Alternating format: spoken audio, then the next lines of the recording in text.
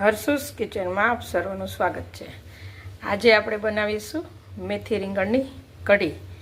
તો અહીંયા મેં 100 ગ્રામ જેટલી મેથી લીધી છે, એને ઝીણી સમારી લીધી છે અને એક મોટું રીંગણ લીધું છે, એને પણ પહેલાં આપણે સમારી લઈએ।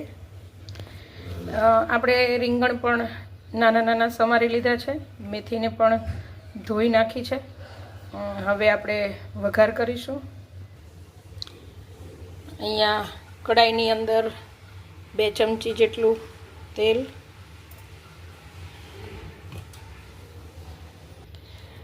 તેલ આપણું ગરમ થાય છે। રેગ્યુલર કઢીની અંદર આપણે મેથી અને જીરાનો વઘાર કરતા હોય છે। આની અંદર આપણે થોડી રાઈ,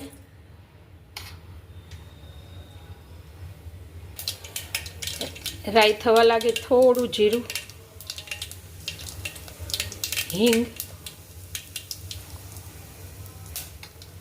હિંગ જેટલી જ આપણે હળદર નાખીશું। હું વારંવાર કહું છું કે હળદર નાખવાથી વઘાર ઉડે નહીં। અહીંયા મીઠા લીમડાના પાન, લીલું લસણ, આદું અને લીલા મરચાંની પેસ્ટ બનાવી છે, એ આપણે અંદર ઉમેરી દઈશું। તીખાશ પ્રમાણે કરવાની। અહીંયા મેં 2 તીખા મરચાં લીધા છે। અહીંયા મેં લીલું લસણ લીધું છે।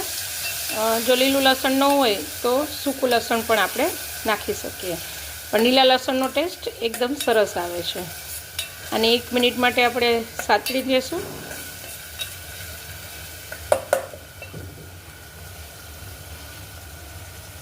હવે આની અંદર જ આપણે મેથી અને રીંગણ ઉમેરી દઈએ।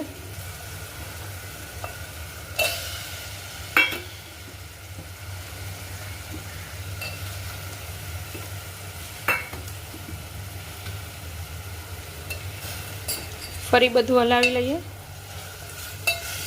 આ બધું મિક્સ કરીને આપણે જેમ શાક બનાવતા હોય એમ જ એને થવા દેવાનું છે, મીઠું અને હળદર નાખીને। હળદર મેં થોડી નાખેલી એટલે હળદર, સ્વાદ અનુસાર મીઠું, એને હલાવી લઈએ। મેથીમાંથી પણ થોડું પાણી છૂટે એટલે 2 મિનિટ માટે આપણે એમનામ એને ચડવા દેશું અને પછી થોડું પાણી નાખી અને એને ચડવા દેવાનું છે। લગભગ એને ચડતા 10 મિનિટ જેવું થશે। શાકની જેમ જ એને ચડવા દેવાનું છે એટલે આપણે થોડું પાણી નાખી અને 5 મિનિટ માટે ઢાંકણ ઢાંકી દઈશું અને એને થવા દઈશું।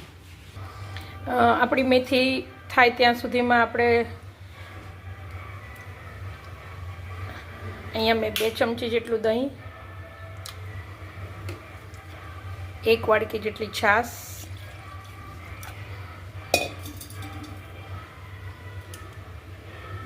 1 મોટો ચમચો એટલે કે 2 ચમચી જેટલે ચણાનો લોટ। આ કઢી છે ને થોડી થીક હોય, કારણ કે આપણે એને રોટલી પરાઠા સાથે ખાવાની હોય છે, તો આને આપણે મિક્સ કરી લઈએ। 5 મિનિટ થઈ છે, આપણે જરા જોઈ લઈએ। હજી થોડું પાણી બળી જાય ત્યાં સુધીમાં રીંગણ અને મેથી પણ ચડી જશે। ફરી આપણે એને ઢાંકીને 5 મિનિટ રહેવા દઈએ। 10 મિનિટ થઈ ગઈ છે, આપણે જોઈ લઈએ।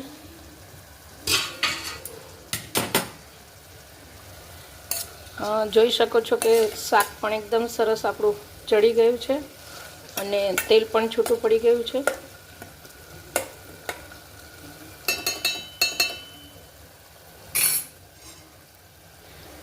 નોર્મલ કઢીમાં પણ આપણે ચણાનો લોટ, છાશ, દહીં ઉમેરીને મિક્સ કરતા હોય છે, એ જ પ્રમાણે આની અંદર ઉમેરી દઈશું। જેટલું તમારે ખાટું કરવું હોય એ પ્રમાણમાં અને જેટલી ક્વોન્ટિટી કરવી હોય એ પ્રમાણમાં તમે છાશનો ઉપયોગ કરી શકો। કઢીને આપણે હલાવી લઈશું। આ કઢી થોડીક જાડી થાય છે, કારણ કે એને હું તો રોટલા સાથે ખાઉં છું। તમને આ કઢી શેની સાથે ભાવે છે એ મને કોમેન્ટ કરીને જરૂર જણાવજો। હવે આપણે આને ચડવા દઈશું।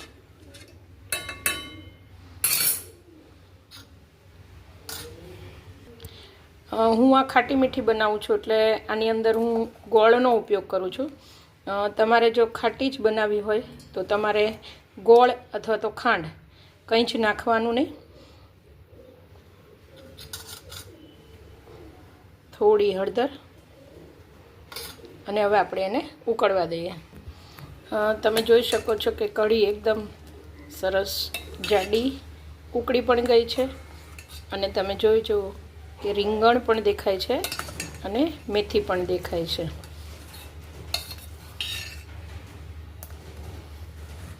હવે 1 મિનિટ માટે ઉકળી જાય એટલે આપણે ગેસ બંધ કરી અને એને સર્વિંગ બાઉલમાં લઈ લઈશું.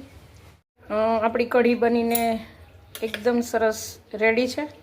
એનું ગાર્નિશિંગ કરી લઈએ. થોડા ધાણા,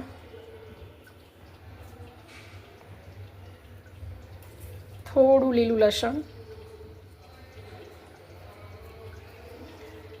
એને મેં રોટલા સાથે સર્વ કર્યું છે. તમે જોઈ શકો છો કે એકદમ ટેસ્ટી આપણી કઢી ખાવા માટે તૈયાર છે.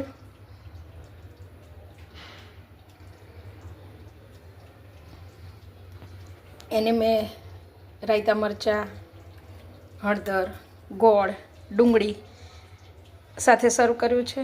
તમે બાજરીના રોટલા સિવાય મકાઈ, જુવારના રોટલા, પરાઠા, રોટલી ગમે તેની સાથે આ કઢી ખાઈ શકો છો. જો તમને મારી રેસીપી સારી લાગી હોય તો શેર કરવાનું, લાઇક કરવાનું, સબસ્ક્રાઈબ કરવાનું ભૂલશો નહીં. ફરી મળીએ આવા નવા વિડીયો સાથે. Thank you.